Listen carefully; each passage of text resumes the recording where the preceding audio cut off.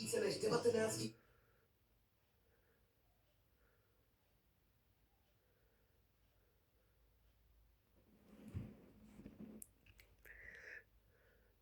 Bylo Petrucci po třetí tento víkend na třetím místě. No pokud bychom počítali kvalifikaci, tak dokonce i po čtvrté. Takže trofejí bude mít celá určitě tento italský jezdec více než dost.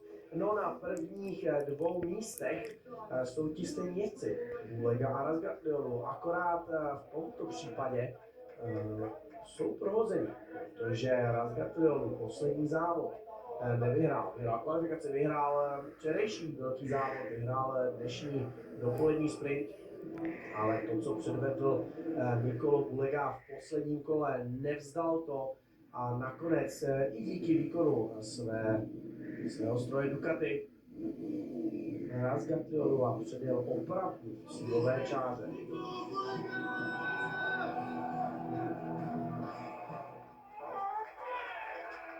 Velké oslavy a šťastlivec dnešního dne je právě Nicolo Bulega,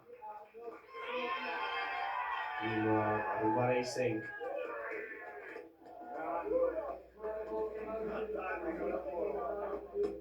Tak velké překvapení to však být nemůže. Bulega to nezvládl. Bulega hlavně nespanikařil a na konci závodu to nevzdal.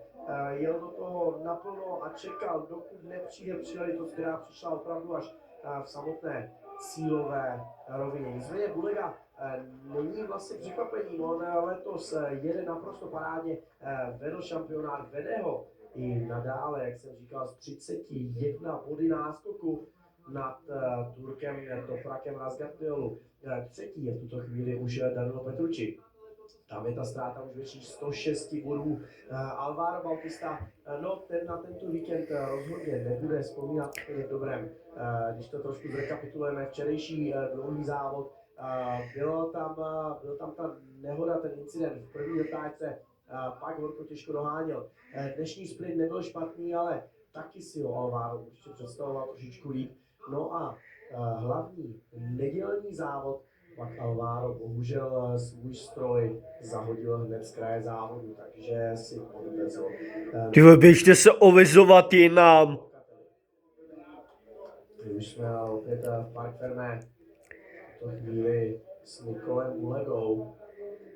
A vidím, že venku začíná pršet.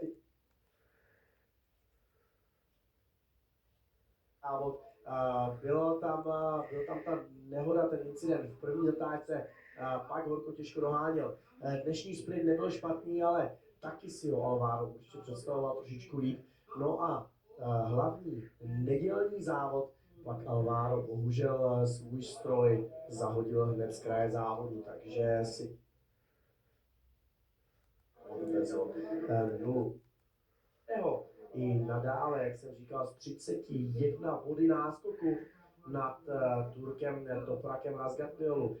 Třetí je v tuto chvíli už Danilo Petrucci. Tam je ta ztráta už větší 106 bodů. Alvaro Bautista, no ten na tento víkend rozhodně nebude vzpomínat v dobrém. Když to trošku zrekapitulujeme, včerejší dlouhý závod, byl tam ta nehoda, ten incident v první zatáčce, pak horko těžko doháněl. Dnešní sprint nebyl špatný, ale taky si ho Alvaro určitě představoval trošičku líp. No a hlavní nedělní závod, pak Alvaro bohužel svůj stroj zahodil hned z kraje závodu, takže si podvezl nulu. Na pátém místě i nadále, jak jsem říkal, z 31 body náskoku nad Turkem Toprakem Razgatlioglu. Třetí je v tuto chvíli už Danilo Petrucci. Tam je ta ztráta už větší 106 bodů. Alvaro Bautista, no ten na tento víkend rozhodně nebude vzpomínat v dobrém. Když to trošku zrekapitulujeme, včerejší dlouhý závod, byl tam ta nehoda, ten incident v první zatáčce, pak horko těžko doháněl. Dnešní sprint nebyl špatný, ale taky si ho Alvaro určitě představoval trošičku líp. No a hlavní nedělní závod, pak Alvaro bohužel svůj stroj zahodil hned z kraje závodu. Takže si odvezl nulu. I nadále, jak jsem říkal, z 31 body náskoku nad Turkem Toprakem Razgatliolu. Třetí je v tuto chvíli už Danilo Petrucci. Tam je ta ztráta už větší 106 bodů. Alvaro Bautista, no ten na tento víkend rozhodně nebude vzpomínat úplně v dobrém. Když to trošku zrekapitulujeme, včerejší dlouhý závod, byla tam nehoda, ten incident v první zatáčce, pak horko těžko doháněl. Dnešní sprint nebyl špatný, ale taky si ho Alvaro určitě představoval trošičku líp. No a hlavní nedělní závod pak Alvaro bohužel svůj stroj zahodil hned z kraje závodu, takže si odvezl nulu. Na pátém místě je potom Locatelli. Už jsme opět v Parc Fermé, v tuto chvíli s Nikolem Ulegou. A vidím, že Petrucci. Tam je ta ztráta už větší 106 bodů. Alvaro Bautista, no ten na tento víkend rozhodně nebude vzpomínat úplně v dobrém. Když to trošku zrekapitulujeme, včerejší dlouhý závod, byl tam ta nehoda, ten incident v první zatáčce, pak horko těžko doháněl. Dnešní sprint nebyl špatný, ale taky si ho Alvaro určitě představoval trošičku líp. No a hlavní nedělní závod pak Alvaro bohužel svůj stroj zahodil hned z kraje závodu, takže si odvezl. I nadále, jak jsem říkal, z 31 body náskoku nad Turkem Toprakem Razgatliolu. Třetí je v tuto chvíli už Danilo Petrucci. Tam je ta ztráta už větší 106 bodů. Alvaro Bautista, no ten na tento víkend rozhodně nebude vzpomínat úplně v dobrém. Když to trošku zrekapitulujeme, včerejší dlouhý závod, byl tam ta nehoda, ten incident v první zatáčce, pak horko těžko doháněl. Dnešní sprint nebyl špatný, ale taky si ho Alvaro určitě představoval trošičku líp. No a hlavní nedělní závod pak Alvaro bohužel svůj stroj zahodil hned z kraje závodu, takže si odvezl nulu. Na pátém místě je potom Locatelli. Už jsme opět v Parc Fermé, v tuto chvíli s Nikolem Ulegou. A vidím, že venku začíná pršet, jestli obraz správně vnímám, tak je tam mírný déšť, což by znamenalo pro přístovky určitou komplikaci. No, okruh se tady jelo hlavně v pátečním dopoledni a bylo taky hodně nehod, trať poměrně klouzala, i když teď už tam došlo k tomu očištění díky všem těm tréninkům a jízdám a pogumování, takže by trakce mohla být opět o něco málo vyšší.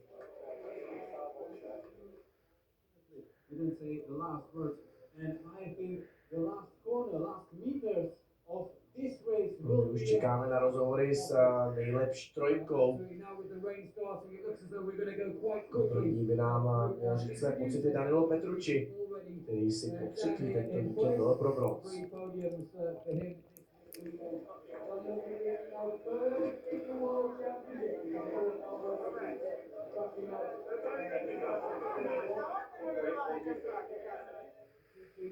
Now in P3 in the World Championship, and that is a really good season so far for Danilo. Díky MotoGP vidíme, že fanoušci můžou přijít přímo do Parc Fermé, podívat se a povzbudit své oblíbené jezdce.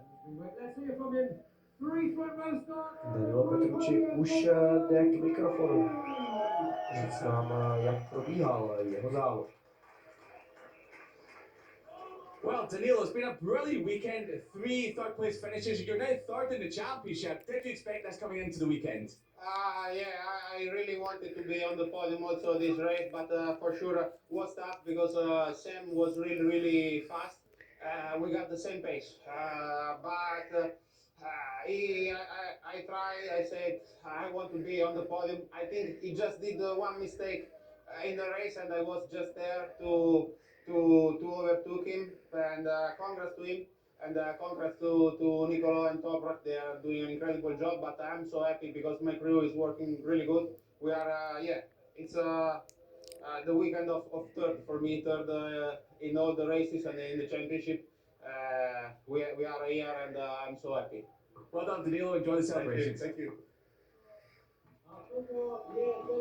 Dano Petrušci říkal, opravdu jsem tohle pódium hodně chtěl, bylo to těžký souboj se Samem, bylo opravdu hodně rychlý. Byli jsme vlastně úplně na stejném tempu a já jsem zkoušel, chtěl jsem hrozně pódium a on udělal jednu chybu a já jsem byl připravený na to, abych ho předjel. Chtěl bych mu nicméně pogratulovat, taky bych chtěl pogratulovat Bulegovi a Razgatliolovi. Můj tým, ten udělal skvělou práci tento víkend. Víkend ve znamení trojky, každý závod na třetím místě, taky třetí v šampionátu. Jsem v každém případě velmi spokojený.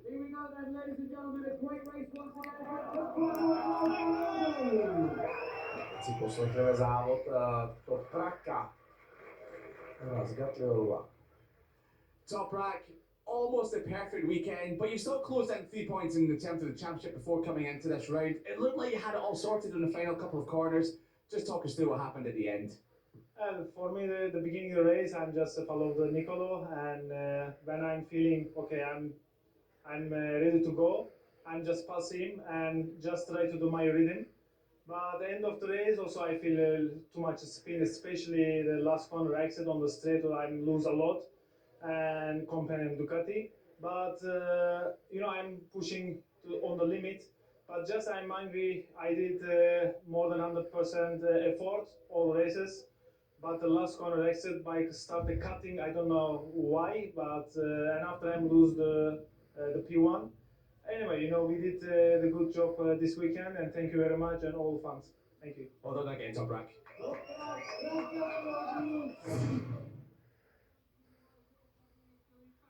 Toprak nám říká od začátku, jsem jel za Nikolem, když jsem byl připraven, tak jsem ho předjel a jel jsem svoje vlastní tempo. Na konci závodu ale hodně prokluzovala zadní pneumatika a poslední, a to zejména poslední zatáčce a zejména oproti Ducati. Jel jsem na svém limitu a jsem docela naštvaný, protože jsem byl opravdu na svých 100%. Poslední zatáčce však elektronika začala přerušovat příliš přívod výkonu a já jsem ztratil své první místo. Myslím, že jsme udělali skvělou práci. Chtěl bych poděkovat týmu a všem fanouškům. A teď už vítěz tohoto závodu, Bulega. Si nedoženej. What a rollercoaster of a weekend it has been. You ended Friday in the gravel trap. You've now won the final race of the weekend. Just talk us through about the weekend and where does this rank in your all-time wins? Yeah, really up and down weekend because Friday huge crash and then race 2 victory, so it's incredible. Thanks to my team, we never give up. We improve a lot my bike during the weekend, and today race 2 was much better, so I was able to ride more like I want. So I'm really happy for this good fight with Toprak, and I'm really happy to win here race 2 because also this circuit is not very well for my riding style, and I hope to repeat in Misano at home. Well done again, Nicolo. Enjoy celebrations. Thank you.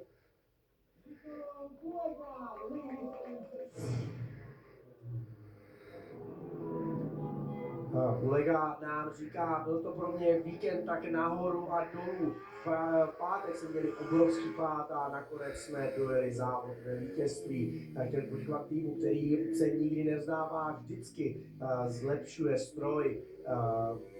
Mohl jsem díky tomu jet tak, jak já sám jsem potřeboval. Byl to skvělý souboj s Toprakem.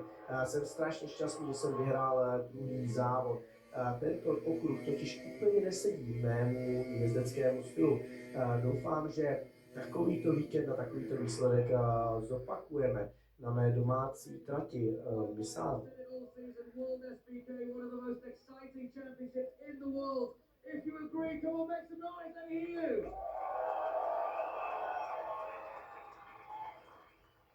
obviously a great race this weekend. Hendrik Topraka se tento víkend nekonal, myslím si, že Toprak zajela